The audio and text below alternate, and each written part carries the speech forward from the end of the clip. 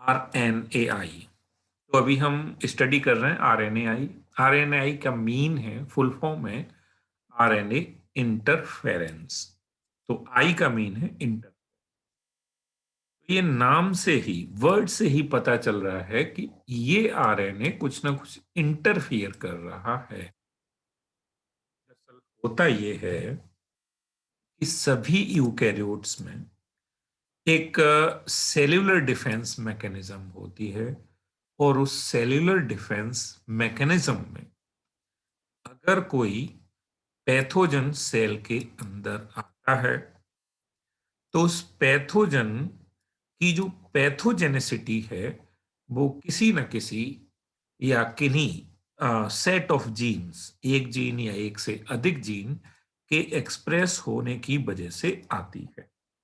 और अगर हम उसके वो जीन्स जिनकी वजह से कि पैथोजेनेसिटी आ रही है, हम अगर उन जीन्स को एक्सप्रेस ना होने दें, तो फिर वो पैथोजन उस सेल में सरवाइव नहीं कर सकता। तो इस जीन को हम एक्सप्रेस नहीं होने देते, हम कोई डीएनए के साथ छेड़छाड़ नहीं करते, ना ही प्रोटीन के साथ करते हैं, बल्कि इसके बीच में डीएनए से जो एमआरएनए बनता है, एमआरएनए को उसके आगे एक्सप्रेस नहीं होने देते, एमआरएनए से आगे एक्सप्रेस नहीं होने देते। ये होता कैसे है? ये जो कमाल का काम है, एमआरएनए को एक्सप्रेस नहीं होने देना, ये जो एमआरएनए है इसको ही डिस्ट्रॉय कर देना, डिग्रेड कर देना। और ये करता कौन है? दरअसल ये double standard RNA, double standard RNA ये काम करता है। ठीक है। तो ये यूकैरियोटिक सेल में जो डबल स्टैंडर्ड आरएनए होता है, ये काफी, कह सकते हो, काफी डेंजरस चीज है। किसके लिए? जो पैथोजेंस हैं उनके लिए। ठीक है। तो ये जो डबल स्टैंडर्ड आरएनए है, ये उस पैथोजन के आरएनए को, या ये कहो जीन को, एक्सप्रेस नहीं होने देता, बीच में एमआरएनए को साइलेंस कर देता है। ठीक है। तो साइलेंसिंग ऑफ स्पेसिफिक आरएनए, तो इस डबल स्टैंडर्ड आरएनए मॉलिक्यूल का जो टारगेट है वो क्या है? हमेशा स्पेसिफिक एमआरएनए होता है, उस स्पेसिफिक एमआरएनए साइलेंस। देखते हैं कैसे। हाँ, बहरहाल इस डबल स्टैंडर्ड आरएनए जो कि सेल में मौजूद है, ये आता कहाँ से है? इसका सोर्स क्या है? तो इसका सोर्स हो सकता है ट्रांसपोजोन। ट्रांसपोजोन का मीन होता है जंपिंग जीन। तो कुछ ऑर्गेनिज्म में, प्लांट्स में जंपिंग जीन्स पाए जाते हैं। अब ये जंपिंग जीन क्या है? तो ये जो जंपिंग जीन है, ये जीन क्रोमोसोम पर अपनी लोकेशन को चेंज करता रहता है। अभी इसकी लोकाई ये है, इसकी लोकेशन ये है, कुछ समय बाद देखोगे तो इसकी लोकेशन क्रोमोसोम पर एल्टर हो जाएगी, चेंज हो जाएगी। तो ये चेंज कैसे करता है? दरअसल ये अपने आप को ट्रांसक्राइब करता है आरएनए के रूप में, और फिर ये रिवर्स ट्रांसक्रिप्शन के द्वारा डीएनए में कन्वर्ट होके अपनी जगह चेंज कर लेता है, लोकेशन चेंज कर लेता है। तो जब डबल स्टैंडर्ड डीएनए से दोबारा से डबल स्टैंडर्ड डीएनए बनना है, तो जो इंटरमीडिएट मॉलिक्यूल है आरएनए, वो भी डबल स्टैंडर्ड होगा। तो डबल स्टैंडर्ड ये आरएनए है, और ये यही दरअसल यही सेल के अंदर है। तो इसका जो सोर्स हो गया, डबल स्टैंडर्ड आरएनए का जो सोर्स हो गया, वो कौन हो गया? जंपिंग जीन, ट्रांसपोजोन, या फिर वायरसेस, वो वायरसेस जिनका जीनोम आरएनए का होता है ना, रिट्रोवायरस बेसिकली। चलो एक बार देख लेते हैं कि किस तरह से डबल स्टैंडर्ड आरएनए वर्क करता है। मान लेते हैं ये पूरी होस्ट सेल है, ये पूरी होस्ट सेल दिखाई दे रही है। ठीक है। अब इस होस्ट में हमने देखा ये कोई पैथोजन आ जाता है। होस्ट सेल के अंदर जो डबल स्टैंडर्ड आरएनए है, सोर्स हम जानते हैं कि ये आया कहां से? Double standard RNA. तो डबल स्टैंडर्ड आरएनए पहले स्मॉल आरएनए में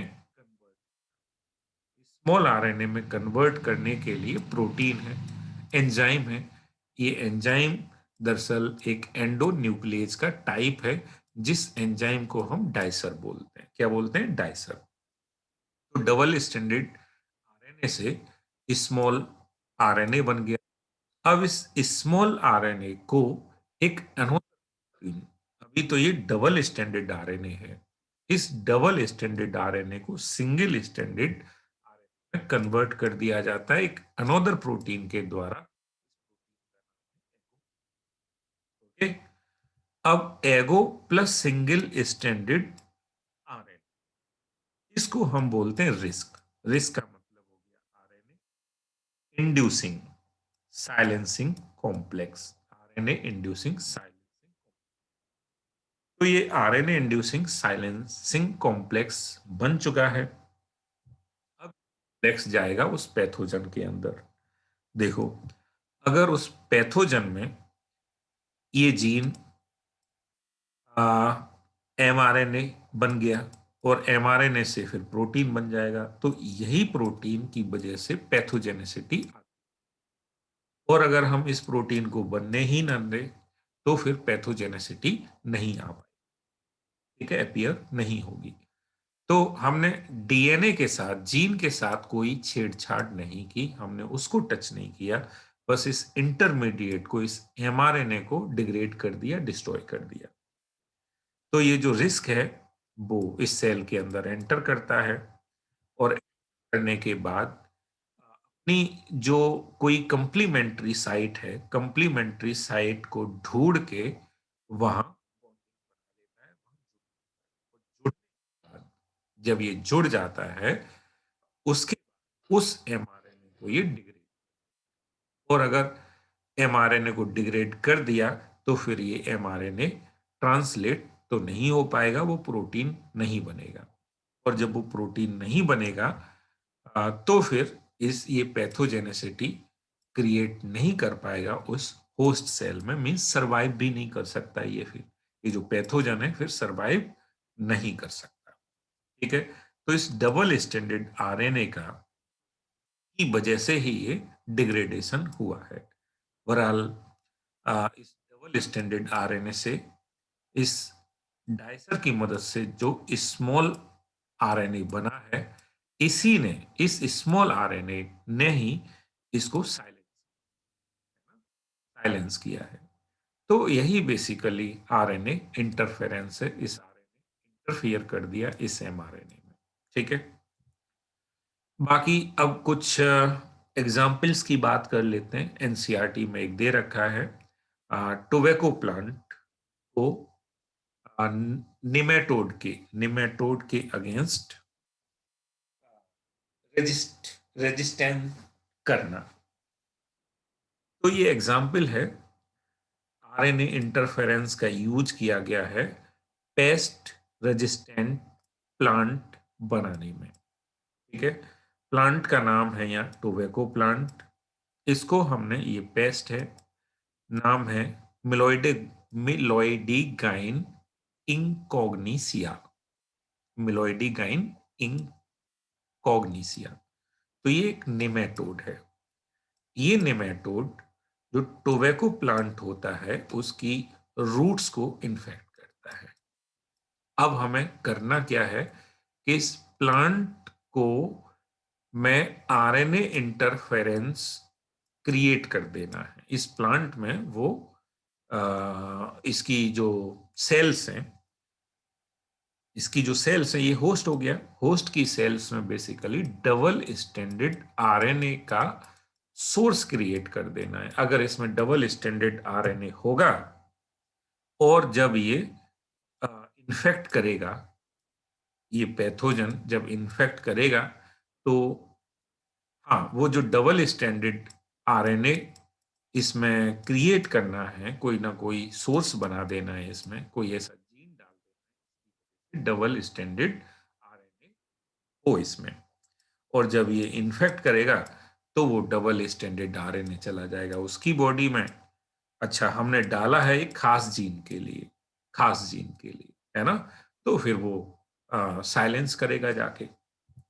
तो होता यही है, हमने इस प्लांट में, टोबैको प्लांट में आ, वो जीन डाल दिया, निमेटोड स्पेसिफिक जीन डाल दिया पोस्ट प्लांट में। बैक्टीरिया, वेक्टर का यूज किया है। वेक्टर हम जानते हैं प्लांट्स में कौन यूज किया जाता है, एग्रो बैक्टीरियम। फिलहाल हमने इसकी इस प्लांट में इंट्रोड्यूस कर दिया निमेटोड स्पेसिफिक जीन। अब वो जो जीन है वो डबल स्टैंडर्ड आरएनए प्रोड्यूस करेगा, है ना। तो इंट्रोडक्शन ऑफ डीएनए बात such that it produced both sense and anti sense, पर वो डबल स्टैंडर्ड आरएनए प्रोड्यूस करने लगा। तो डबल स्टैंडर्ड आरएनए प्रोड्यूस हो गया। अब फिर क्या होगा, अब इसी की वजह से, डबल स्टैंडर्ड आरएनए की वजह से जो निमेटोड है उसके स्पेसिफिक एमआरएनए, है ना, उसके स्पेसिफिक एमआरएनए को साइलेंस कर दिया जाएगा। अब क्योंकि निमेटोड के स्पेसिफिक आरएनए को साइलेंस कर दिया गया, तो उस निमेटोड का यहाँ सरवाइव करना मुश्किल हो जाएगा। ठीक है।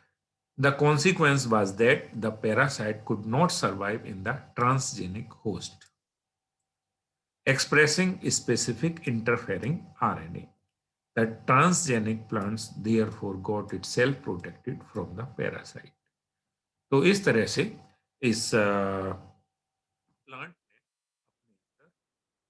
प्रोटेक्शन डेवलप कर लिया, इम्यून सिस्टम अपने अंदर एक तरीका बचने का डेवलप कर लिया।